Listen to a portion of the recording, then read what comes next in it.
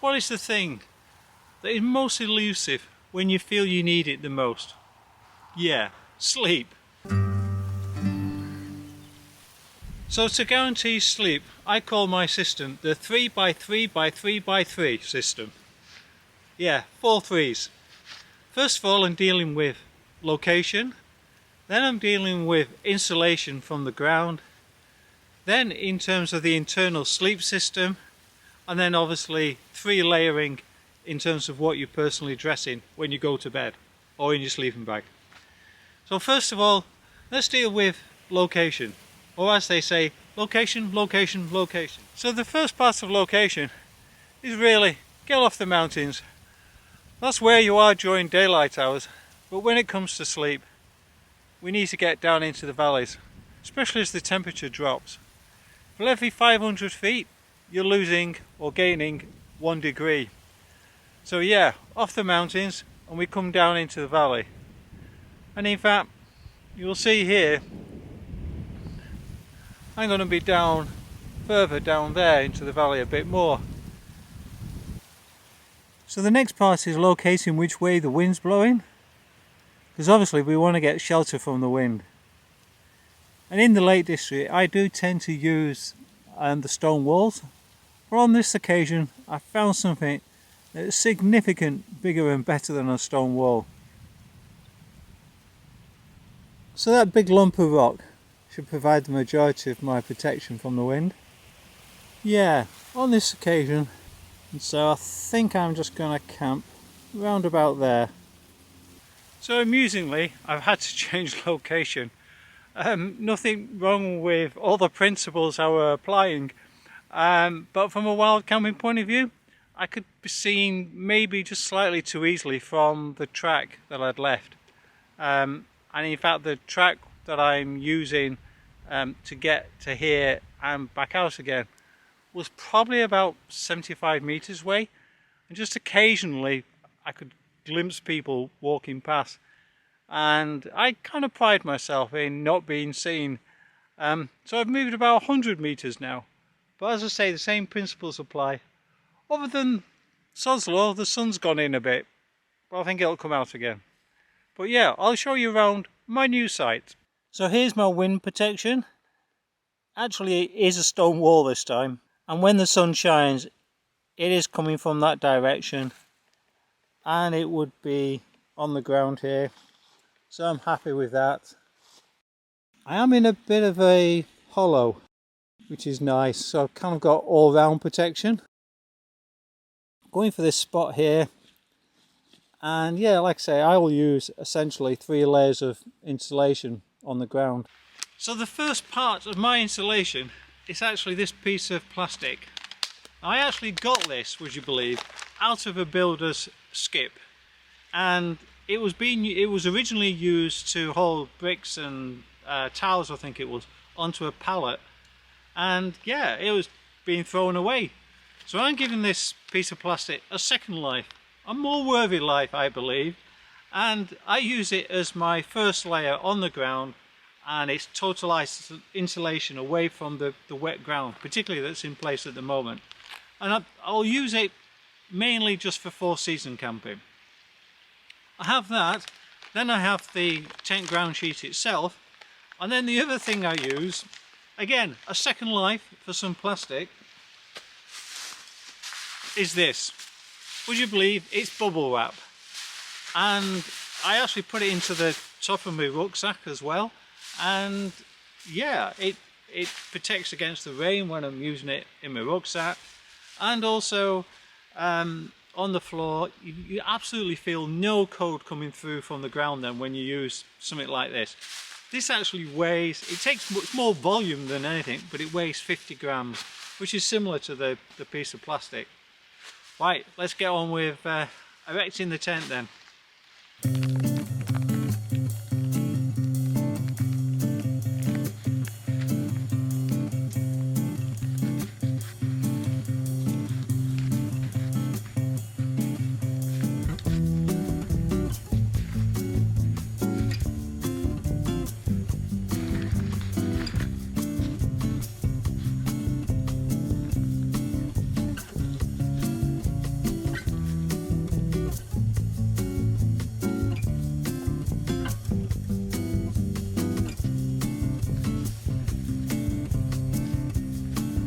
on the inside now.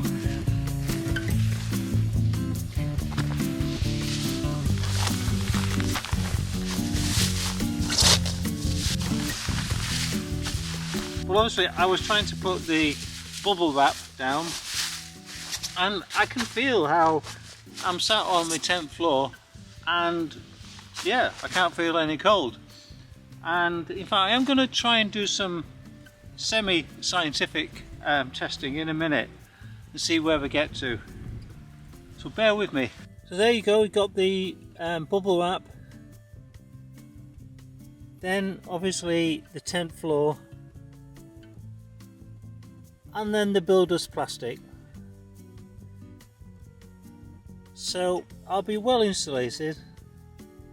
And maybe we can just try and do some semi-scientific studies on that particular point.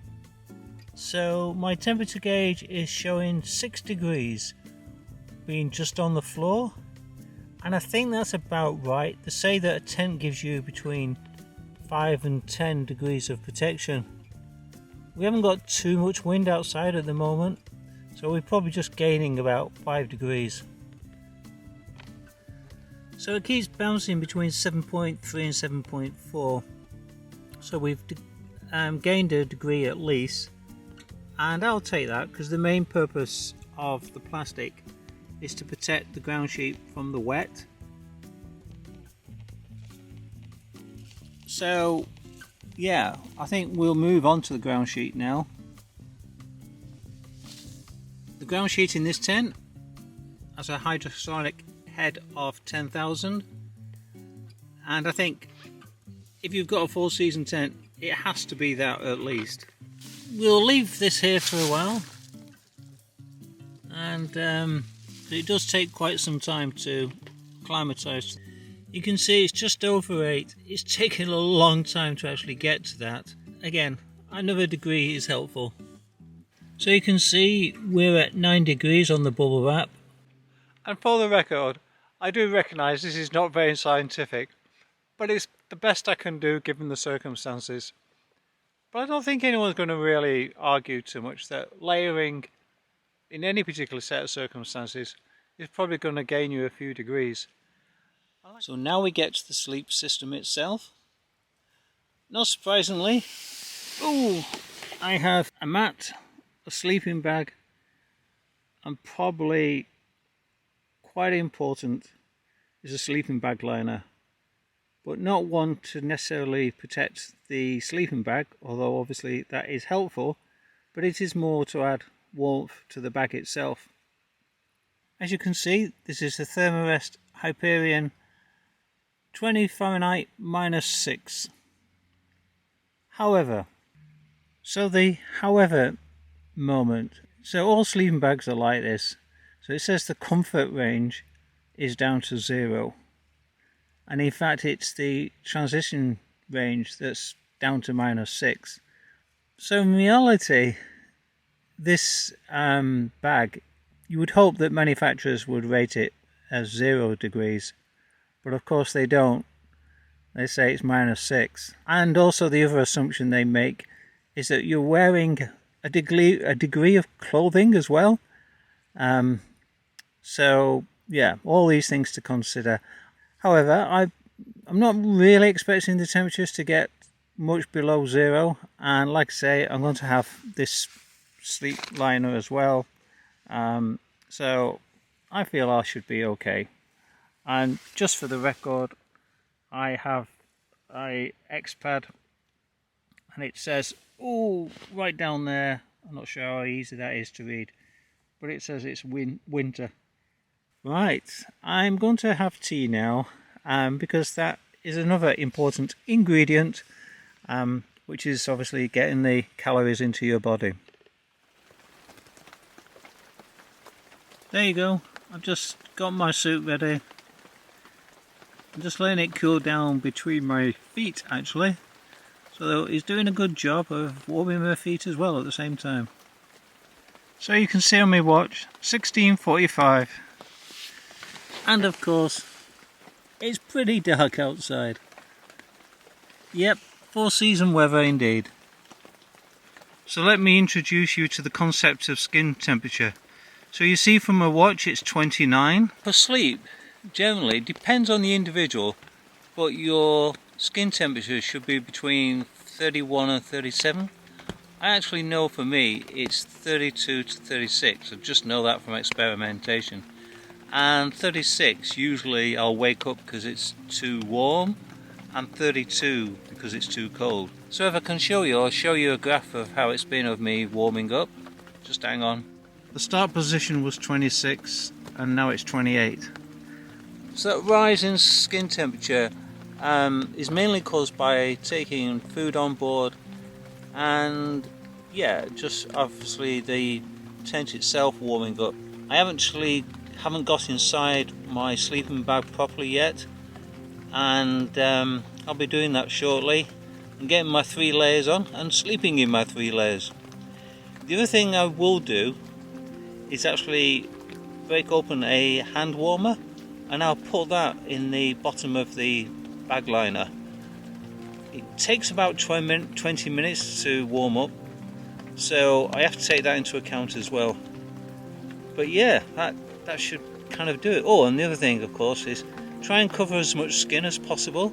So I'll have glove liners on, and also I'll use my buff as a hat, which I'll show you. So I'm not sure how well this is gonna go for trying to record it. Got the camera delicately balanced on my lap. So yeah, put it on and turn it around, and yes, got my buff on over my ears. One thing I forgot to mention is my booties. So when you do need to go and pee, having or keeping warm feet, this is the thing to have. Definitely worth carrying. You don't want to be putting cold, wet boots back on just to go out. And bare feet are not a particular option this time of the year. So this is what I use. But I'm open to alternative ideas if you've got any. So what I tend to do is get ready for the next day. So I'm actually wearing running tights underneath my trousers, and then socks, and sometimes I would have 2 pairs of socks, so like normal cotton socks underneath and then the woolly socks. But tonight I just felt this is all I particularly need, and yeah, let's get in the sleeping bag then. Sorry, I could just feel myself starting to fall asleep, and then I thought I'll check my watch, and as you can see it's on 32. It works. I'm definitely falling asleep. Hope you can try some of these ideas, and certainly if you've got some ideas, please share. Please subscribe, share with like-minded people who might need sleep, and of course, thumbs up for the ducks. See you again sometime. Good night.